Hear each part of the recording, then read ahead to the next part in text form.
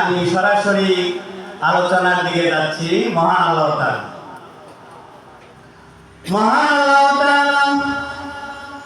পবিত্র কালামুল্লাহ শরীফে 114টি সূরা নাযিল করেছেন। তার মধ্যে 113টি সূরা শুরুতে বিসমিল্লাহির রহমানির রহিম দিয়েছেন, কিন্তু আরেকটি সূরার মধ্যে বিসমিল্লাহ দুইবার দিয়ে তিনি পবিত্র কোরআন শরীফের মধ্যে 114 বার তিনি বিসমিল্লাহির রহমানির রহিম আয়াতটা পরিপূর্ণ করেছেন। সম্মানিত উপস্থিতি, সূরা নামল 27 নম্বর সূরা। নামল মানে হলো পিঁপড়া। আপনারা জানেন হযরত সুলাইমান আলাইহিস সালামের আমলে হযরত নবী সুলাইমানকে আল্লাহ তাআলা পিপীলিকার ভাষা শিক্ষা দিয়েছেন, এমনকি পাখিদের ভাষাও শিক্ষা দিয়েছেন। জিনদেরকেও তাবে করার ক্ষমতা আল্লাহ তাআলা হযরত নবী সুলাইমান আলাইহিস সালামকে দিয়েছিলেন। আল্লাহ তাআলা এই পৃথিবীতে হযরত আদম থেকে শুরু করে মুহাম্মদ সাল্লাল্লাহু আলাইহি সাল্লাম পর্যন্ত এই পৃথিবীতে 1 লক্ষ মতান্তরে 2,24,000 পয়গম্বর যাদেরকে আল্লাহ পাঠিয়েছেন, তন্মধ্য থেকে নবী সুলাইমান আলাইহিস সালামকে একটি বিশেষ মর্যাদা দিয়েছেন।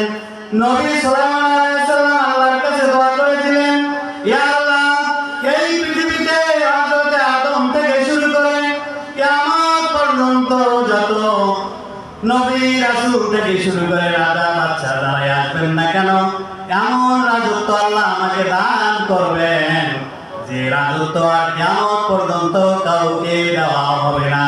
আল্লাহ তাআলা নবী সুলাইমান আলাইহিস সালামের এই দোয়া কবুল করে সমস্ত পৃথিবীর পাখি থেকে শুরু করে জিন থেকে শুরু করে সাগরের মাছ পর্যন্ত গর্তের পিপীলিকা পর্যন্ত আল্লাহ ভাষা শিক্ষা দিলেন।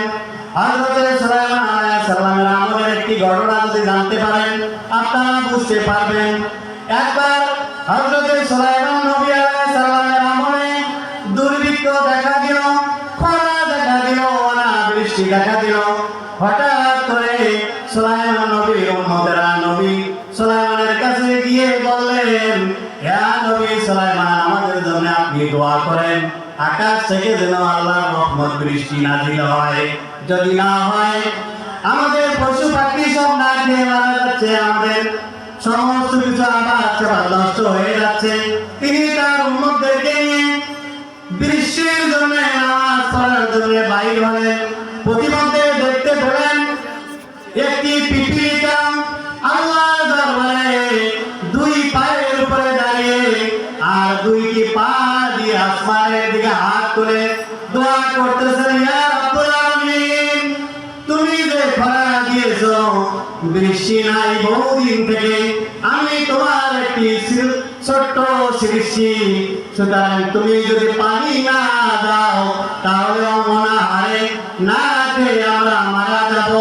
আল্লাহ তাআলা নবী সুলাইমান আলাইহিস সালাম এই ঘটনা দেখতে পেয়ে সুলাইমান নবী আশ্চর্য হয়ে গেলেন। আল্লাহ তাআলা নবী সুলাইমান আলাইহিস সালাম বৃষ্টির জন্য দোয়া করতে যাইতেছিলেন মাঠে। প্রতিমধ্যে তিনি দেখলেন আল্লাহ তাআলা ওই পিপীলিকার দোয়া আল্লাহ তাআলা কবুল করে ফেলছেন।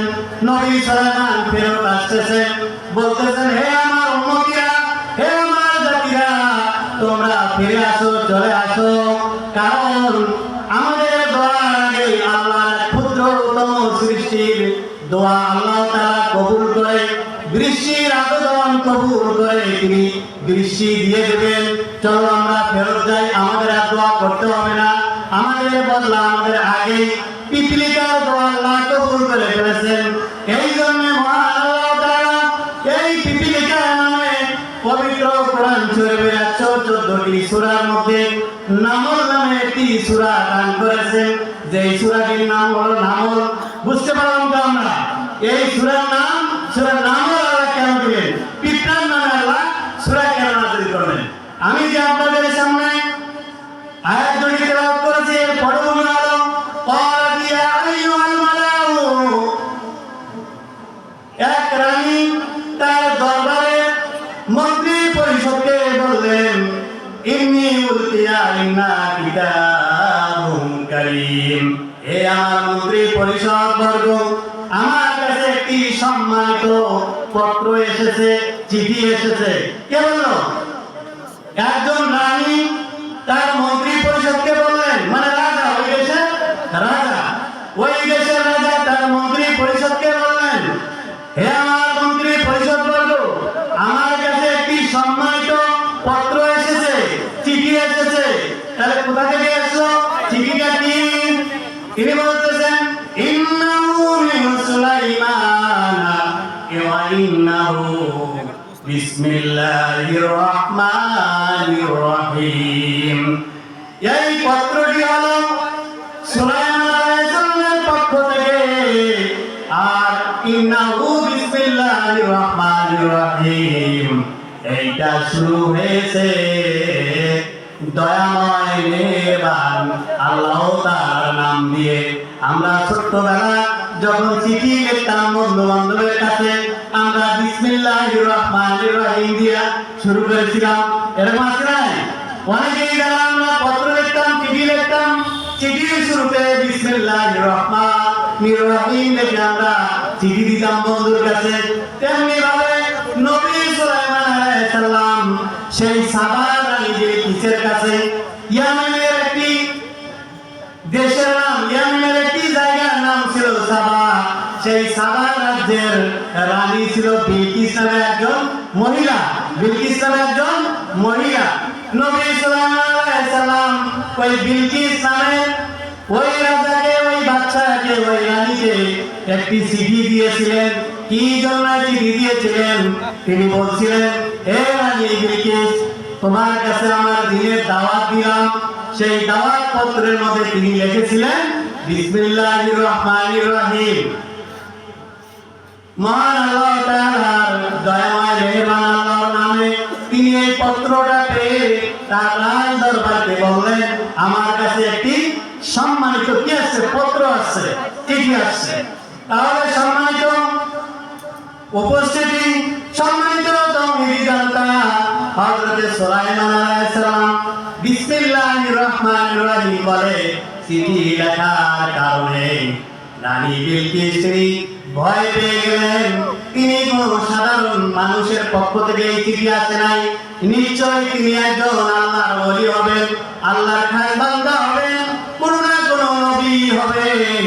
না হলে তো এই ধরনের বিসমিল্লাহির আল্লাহর নাম, রহমান রহিমের নাম দিয়া কোনোদিন আমার কাছে পত্র আসে নাই, চিঠি আসে নাই। তিনি ভয় পেয়ে গেলেন, কি করা যাবে? এর মধ্যে তিনি এই জন্যই তার মন্ত্রী পরিষদের মধ্যে আলোচনায় বসলেন, এ ব্যাপারে কি করা যায়। তাহলে বিসমিল্লাহির, অনেক লম্বা চড়া ঘটনা, বিসমিল্লাহির রহমানির রহিম দিয়ে চিঠি লেখার কারণে শেষ পর্যায়ে হযরত সুলাইমান আলাইহিস সালামের কাছে এসে রানী বিলকিস মুসলমান হয়ে গেছেন। তাহলে বোঝা গেল বিসমিল্লাহির গুরুত্ব আছে না নাই? এই কয়েকদিন আগে আমি দেখলাম বিএনপির এক নেতা তার বক্তব্যের মধ্যে বলতেছেন যে বাংলাদেশের মধ্যে ইসলামের জন্য, ধর্মের জন্য মরহুম শহীদ জিয়াউর রহমান যে কাজ করে গেছেন, অন্য কেউ কাজ করেন নাই।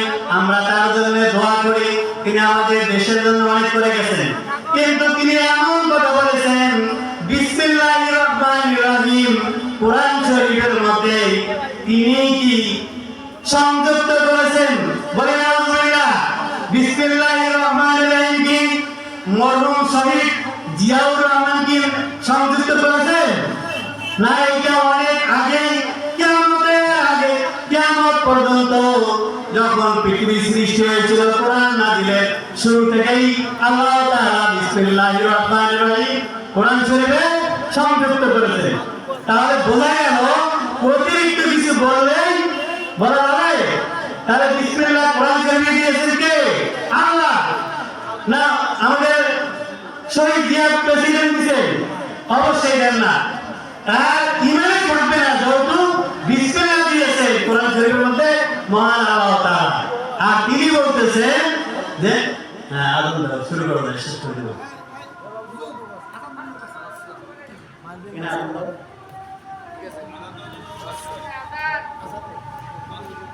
ওইটা রাখছেন।